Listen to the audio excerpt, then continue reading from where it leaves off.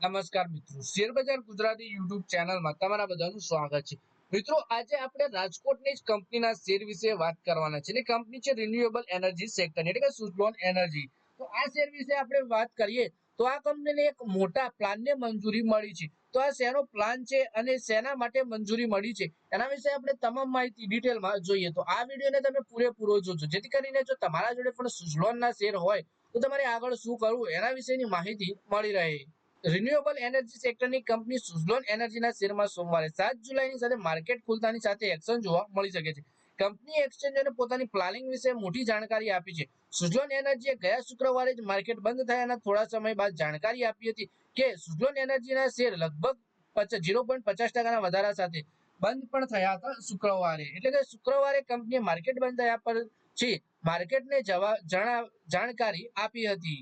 સુઝલોન એનર્જીએ જણાવ્યું કે તેણે નેશનલ સ્ટોક એક્સચેન્જ અને બીએસઈ તરફથી પોતાની કોર્પોરેટ રિસ્ટ્રક્ચરિંગ સ્કીમ માટે નો ઓબ્જેક્શન સર્ટિફિકેટ મળ્યું છે। આ મંજૂરીથી સુઝલોન એનર્જીની સંપૂર્ણ સ્વામિત્વવાળી સહાયક કંપની સુઝલોન ગ્લોબલ સર્વિસ લિમિટેડનું મૂળ કંપનીમાં વિલયનો માર્ગ મોકળો થઈ ગયો છે। કંપનીએ 5 જુલાઈએ એક્સચેન્જોને આપેલી જાણકારીમાં જણાવ્યું કે આ મંજૂરી ગુરુવાર 3 જુલાઈના રોજ મળી હતી। આ રિસ્ટ્રક્ચરિંગ એક સ્કીમ ઓફ મેનેજમેન્ટ અંતર્ગત જેમાં સુઝલોન એનર્જી તેના શેરધારકો અને ક્રેડિટર્સ સામેલ હશે। એટલે કે કંપનીને જે રિસ્ટ્રક્ચરિંગની સ્કીમ હતી એના માટે નો ઓબ્જેક્શન સર્ટિફિકેટ મળી ગયું છે એનએસસી અને બીએસઈ તરફથી। આ યોજના અંતર્ગત સુઝલોન એનર્જી પોતાના સામાન્ય રિઝર્વથી ક્રેડિટ બેલેન્સને રિટેન્ડ અર્નિંગ્સમાં ટ્રાન્સફર કરશે, જેથી ગયા વર્ષના નુકસાનને ઘટાડી શકાય। કંપનીએ કહ્યું કે આ રિસ્ટ્રક્ચરિંગથી આપણી બેલેન્સ શીટને મજબૂત કરવામાં મદદ મળશે, જેનાથી ડિવિડન્ડ આપવાની ક્ષમતા વધશે અને લાંબા ગાળાના રોકાણને આકર્ષિત કરવામાં સરળ રહેશે।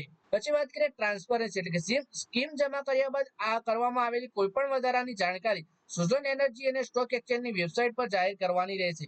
સેબીના દાખલ થયા બાદ સ્કીમમાં કોઈ ફેરફાર નહીં કરી શકાય। એટલે કે જ્યાં સુધી નિયમનકારી કે ટ્રિબ્યુનલનો આદેશ ન હોય ત્યાં સુધી સેબીના નિયમોનું પાલન કરવાનું રહેશે। સ્કીમનો ઉપયોગ થનાર ફાઇનાન્શિયલ ડેટા 6 મહિનાથી વધુ જૂના ન હોવા જોઈએ।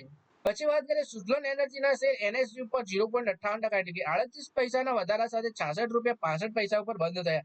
ચોથા ક્વાર્ટરમાં એટલે કે જાન્યુઆરી-માર્ચ 2025માં કંપનીને નેટ પ્રોફિટ 365% વધી 1181 કરોડ રૂપિયા થઈ ગયો છે, જે ગયા વર્ષના સમાન ક્વાર્ટરમાં 254 કરોડ રૂપિયા હતો। એટલે કે બહુ ભારે વધારો જોવા મળ્યો છે એક વર્ષના સમયગાળામાં નફામાં।